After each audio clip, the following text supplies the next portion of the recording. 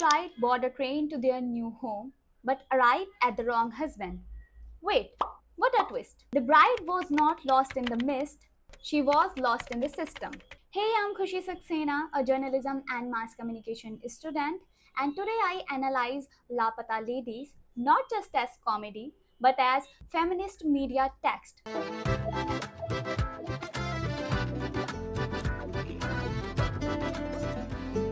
2023 में आई ये मूवी जिसे किरण राव ने बनाया है बखूबी फीमेल कैरेक्टर, पैट्रियार्की और ह्यूमरसली सोशल क्रिटिक को शोकेस करती है. In this video, I am going to analyze 3 key scenes which shows weak system, humor as a social critic, and women own consciousness.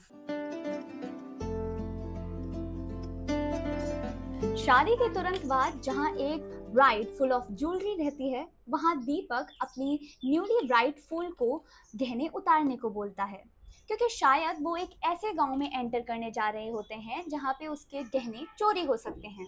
साथ ही दीपक कहता है, फूल अपना ही सारा गहना उना उतार के उनको दे दो. बस में बहुत भीड़ है ना, चोरी हो जाएगा, पता भी नहीं चलेगा.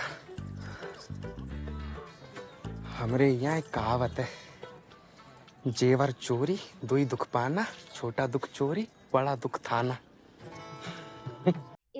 इस डायलॉग के जरिए डायरेक्टर ने सिस्टम को ह्यूमरसली क्रिटिसाइज किया है कि एक आम इंसान के लिए गहने चोरी हो जाना उतना बड़ा दुख नहीं है जितना सिस्टम से भिड़ना या उससे हेल्प मांगना है.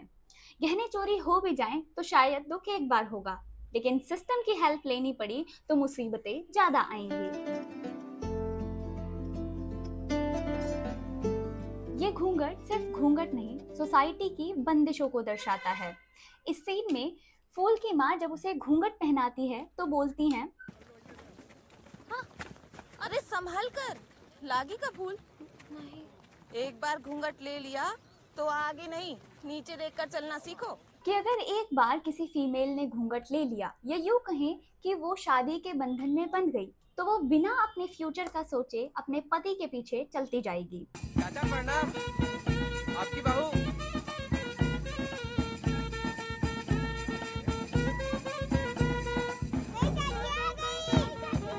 अरे सुनो, दीपू आ गया.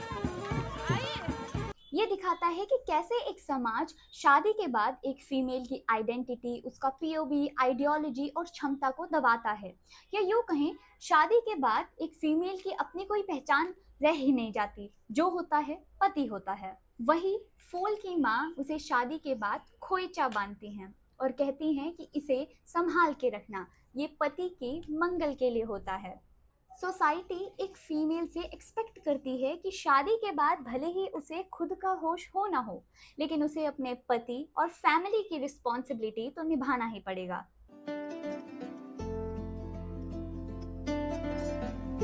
एक तरफ फूल को बहुत मासूम, कम चालाक और अनअवेयर दिखाया गया है कि उसकी शादी तो करा दी गई है, लेकिन उसे अभी तक उस गांव का नाम नहीं पता होता जिसमें उसे जाना है. वहीं दूसरी तरफ जया, जिसे मोर कॉन्फिडेंट, कॉन्शियस और बोल्ड दिखाया गया है, जो गांव में घुसते ही सबसे पहले वहां का नाम देखती है.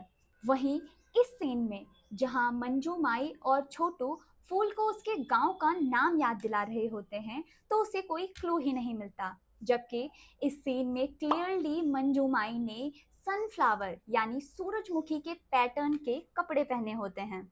वहीं दूसरी तरफ जया थाने में अपने बारे में वो बताती है जो उसने आसपास से ऑब्जर्व किया होता है, जैसे अपने नाम की जगह बस में चढ़ते हुए बस का नाम और अपने पिता के नाम की जगह थाने में लगी तस्वीर. हम जो पूछें सच बताइएगा, और नहीं पूछेंगे.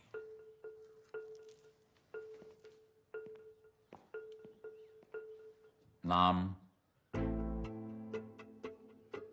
पुष्पा रानी. पिता का नाम?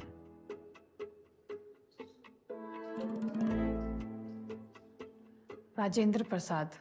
इस मूवी में तो अलग अलग फीमेल्स की ऑब्जर्वेशन, कॉन्शियसनेस को दिखाया गया है, जहां एक तरफ जया को अपनी मंजिल पे पहुंचने के लिए बहुत सारी सोसाइटी की चीज़ों को झेलना पड़ता है, वहीं दूसरी तरफ फूल को भी अपने घर पे पहुंचने के लिए काफ़ी सारी रूढ़िवादी चीज़ों को छोड़ना पड़ता है।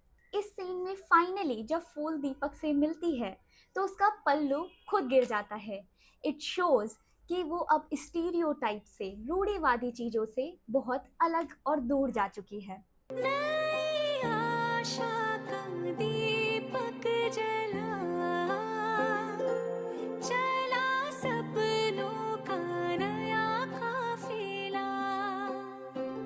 This is how beautifully this movie shows about female characters, patriarchy, social satire, or humorously shows social critique. धीमे धीमे चले पुरवैया,